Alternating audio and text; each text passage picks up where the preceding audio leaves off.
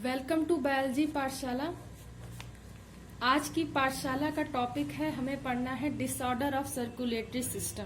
ठीक, लेकिन पाठशाला को स्टार्ट करने से पहले एज मच जैसे कि हमेशा से हम बताते हैं, बच्चों को हम एक मोटिवेशन मैसेज देते हैं। और आज का मोटिवेशन मैसेज कुछ इस तरीके से है, मेरे प्यारे बच्चों, health is wealth.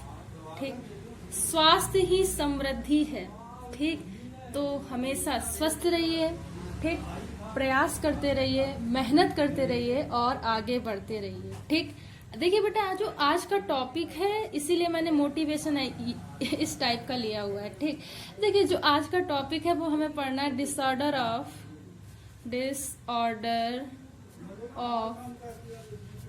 Circulatory system.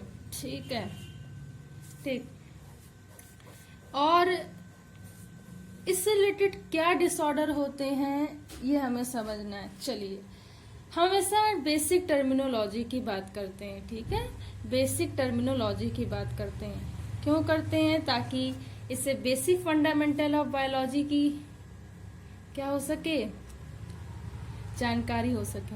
आज में पढ़ना है डिसऑर्डर ऑफ सर्कुलेटरी सिस्टम के बारे में। आज में पढ़ना है डिसऑर्डर ऑफ सर्कुलेटरी सिस्टम के बारे में। देखिए, सर्कुलेटरी सिस्टम में क्या है।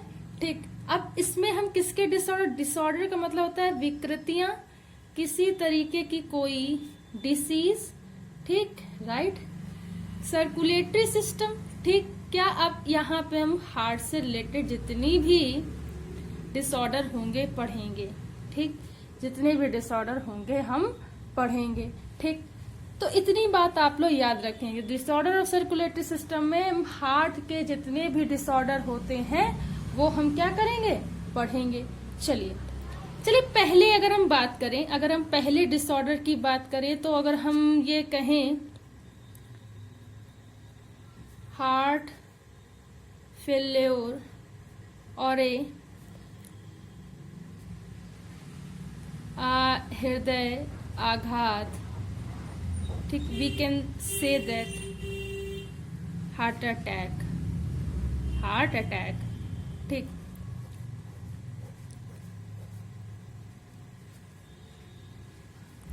ठीक, ये क्या होता है? देखिए, जब कभी जो हमारा हार्ट है, ठीक, बहुत कॉमन भाषा में, फिर इसके इलेबोरेशन में आएंगे। जो हमारा हार्ट है किसी भी कारणवश, किसी भी फैक्टर के कारण, ठीक, जब ये प्रॉपर तरीके से, प्रॉपरली तरीके से फंक्शन नहीं कर पाता है,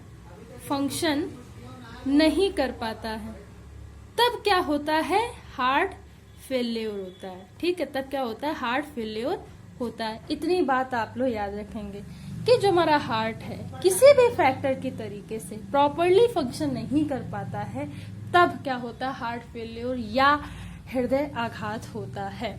ठीक, इतनी बात आप लोग कॉमन वे में लिखेंगे। जब इसके इलेबोरेशन में आएंगे तो आप लिखेंगे कि देखिए, कभी कभी हार्ट में क्या होता है। अब इसके फैक्टर देखिए, फैक्टर्स में क्या लिखेंगे, कभी कभी हार्ट में क्या होता है, ठीक, ऑक्सीजन कंटेंट ना पहुंचने के कारण, रिक्वायरमेंट ना हो पाए उसकी। ठीक है, रिक्वायरमेंट ना हो पाए। ठीक, किसी हम ये कहें कि किसी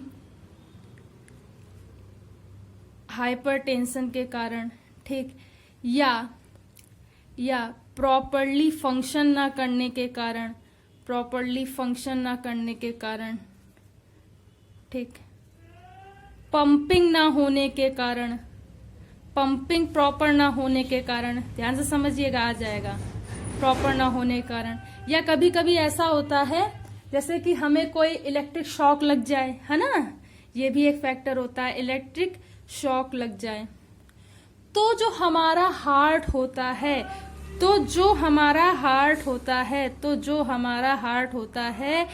वो पर्टिकुलर क्या करता है, प्रॉपर तरीके से फंक्शन नहीं कर पाता है, प्रॉपर तरीके से फंक्शन नहीं कर पाता है, और इसकी जो हार्ट बीट होती है वो कैसी हो जाती है, तीव्र हो जाती है, और इसकी जो हार्ट बीट होती है तीव्र हो जाती है, जिससे कि क्या होता है, किसी भी मनुष्य या जीव को क्या हो जाता है, हार्ट फेल हो जाता है, हार्ट क्या हो जाता है, फेल हो जाता है, या अटैक आ जाता है, जिससे कि क्या हो जाती है, मृत्यु हो जाती है, डेथ हो जाती है। ठीक, इतनी बात तो आप लिखेंगे। ठीक, उसके बाद आप क्या लिखेंगे, और इसका इलैबोरेशन क्या हो सकता है। देखिए, इसका इलैबोरेशन और क्या हो सकता है कि जो बेटा हार्ट की पंपिंग होती है, ठीक, पंपिंग होती है, ठीक, प्रॉपर तरीके से ऑक्सीजन ना मिलने के कारण, प्रॉपर तरीके से ऑक्सीजन कंटेंट ना मिलने के कारण क्या होता है कि इसकी जो पंपिंग होती है वो आर्टरीज और वीन्स के द्वारा होती है, राइट, आर्टरीज और वीन्स के द्वारा होती है। तो ये आर्टरीज और वीन्स के द्वारा ना होने के कारण वेंट्रिकुलर मसल्स के द्वारा होने लगती है, वेंट्रिकुलर मसल्स के द्वारा होने लगती है। जब ये वेंट्रिकुलर मसल्स के द्वारा होने लगती है तो इसमें क्या होता है कि इसमें हार्ट में क्या हो जाता है, पेन होने लगता है, हार्ट में क्या हो जाता है, पेन होने लगता है। ठीक, जिससे क्या होती है बेटा मेरे, हार्ट बीट जो होती है, जिससे जो हार्ट बीट होती है पेन होने के साथ साथ कैसी हो जाती है, फास्ट हो जाती है, तेज हो जाती है। ठीक, और इससे क्या होता है कि जो हृदय की हार्ट की वॉल्स होती हैं, उसमें क्या हो जाता है, एजाइना पैक्टोरिस हो जाता है, एजाइना पैक्टोरिस हो जाता है। ठीक, एजाइना पैक्टोरिस हो जाता है। वो जो वॉल होती है वो पूरी तरीके से क्या हो जाती है, उसमें स्वेलिंग आ जाती, क्या हो जाती, स्वेलिंग आ जाती है, स्वेलिंग हो जाती है, जिससे कि हमारा हार्ट क्या हो जाता है, कैसा होता है, स्वेलिंग हो जाती, पेन होता है, हार्ट बीट तेज हो जाती है। इस पर्टिकुलर प्रोसेस को एंजाइना पेक्टोरिस कहते हैं। और यहाँ पे क्या जाती हैं, इनकी जो वीन्स होती हैं वो क्या हो, यहाँ जो वेंट्रिकुलर्स की जो मसल्स होंगी वो क्या हो जाती, पूरी तरीके से ब्लॉक हो जाती हैं, और हार्ट क्या हो जाता है, फेल्योर हो जाता है। हार्ट कैसा होता है, फेल्योर हो जाता है, और इसे क्या बोलते हैं, एंजाइना पैक्टोरिस बोलते हैं। ठीक, इतनी बात आप लोग समझेंगे। ठीक है, ठीक। अगर हम दूसरे डिसऑर्डर की बात करें तो एक होता है बेरी कार्डिया और दूसरा होता है टैकी कार्डिया। ठीक, ये कुछ पूछी जाने वाले डिसऑर्डर हैं। देखिए कैसे इसमें करते, देखिए जो हम पर्टिकुलर अगर बेरी कार्डिया की बात करें तो बेरी कार्डिया जो होता है वो क्या होता है, वृद्धावस्था के जितने भी लोग होते हैं उनको होता है। ठीक, इसमें क्या होता है, जो हार्ट बीट होती है वो बेटा लगभग 60 से 70 हो जाती है और बहुत कम हार्ट बीट होती। तो कम हार्ट बीट होने की वजह से हार्ट की जो पंपिंग होती है कम हो जाती है। ठीक, ब्लड का जो ट्रांसपोर्टेशन है बेटा वो भी कम हो जाता है।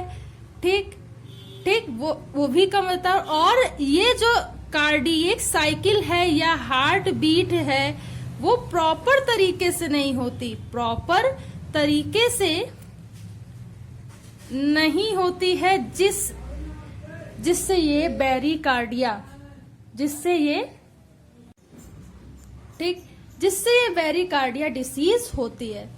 अगर हम बात करें दूसरे की, जो ये है टैकीकार्डिया में क्या होता है कि जितना, जैसे कि किसी को क्या कहते हैं, हाइपरटेंशन